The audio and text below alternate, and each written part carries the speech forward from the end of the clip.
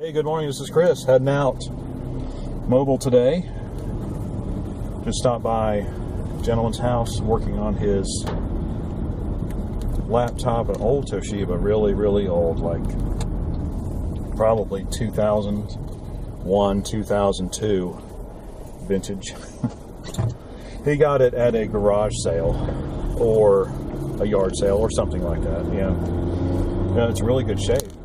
Doesn't look like it's hardly ever been used, but it is old. And in fixing it for him, I had gotten it from him week before last, and it had took a quick look at it. Only had 512 megs of RAM, and it had Windows XP Service Pack 2. So obviously, I told him, well, let's just reload it and see how it goes. So that's what I did, and it seemed, I mean, you know, I did put another gigabyte of RAM in there for him. I had an old gigabyte chip laying around, and so, you know, performance wasn't, well, it was okay. I mean, it's only got a 1.6 gigahertz Celeron processor in it, so it's not going to do too well anyway. But it seemed to be doing okay. I mean, I got online. It was sluggish, but that's kind of what you'd expect from that. Actually, I would expect a little bit better, but you know, the thing is, you start, like I've been working on computers for 10 years now for a living, and you know, back in 10 years ago, if you had an XP machine with 512 megs RAM, it did okay. What's happened is in intervening years, and which is why it's really not worth having Windows XP anymore. Because, you know, the advantage used to be if you had XP, the hardware requirements weren't nearly so steep. You didn't need as much memory, you didn't need as good a video card, you didn't need any of that. You just had a good basic plain Jane computer that would run on half the hardware requirements of what Windows 7 was asking for. And so, or Vista, especially Vista. Oh my gosh.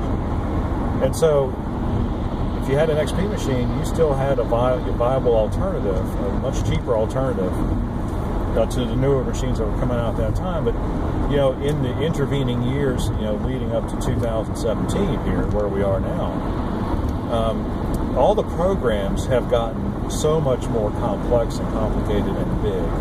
And so anymore, the operating system itself is not really what dictates, you know, what kind of hardware you need. I mean, hardware requirements have really been flat since Vista. I mean, for real, really. You know, you don't really need too much more memory. You really don't need, I mean, to run the operating system itself. You don't really need a bigger video card. You don't. You just simply don't. But it's all the programs that are, you know, the browsers are getting more complicated and larger, and everything's getting bigger and larger and more complicated. And so now when you get a computer, you really have to think a lot more about what you're going to run on it. You know, like videos, for example. You know, HD videos, 4K videos. You know, a whole lot more processing power needed for those as opposed to, you know, it's like, well, when videos first came out on computers, what were we doing? 240p all the time? You know, and tiny little windows on the desktop. So now you got full screen, better than, you know, TVs from 4 years ago used to be. But anyway, I digress. So that's why, you know, the end of XP is here, because, you know, you get a machine and you say, oh, it's got Windows XP, it still works, I can still do stuff with it. Well, not really. You can't. You can do a few little things with it, but now it's to the point where it is almost unusable. And that was driven home by looking at this guy's machine this morning, because, you know, he put a couple things on there,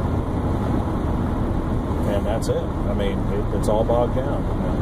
Now, I think he's going to be able to use it, what he primarily wants to use it for, which is he's going to run an engine diagnostic program on it, and that's all he's going to do with it. So if that's all he does, then he'll be in good shape. If he doesn't, if he wants to do something, if he decides he's going to put something else on there, forget it. It ain't going to work. So, but anyway, you know, that's just my experience this morning with Windows XP. I mean, you know, what a great operating system it still is, but it's just, you can't do anything with it anymore. That's unfortunate. Yeah. Teardrop moment. Nah, not really. Time moves on, doesn't it? So anyway, if you got any questions or comments, if you still have a machine with Windows XP on it, can you get it to do anything, really? Hashtag, I don't think so.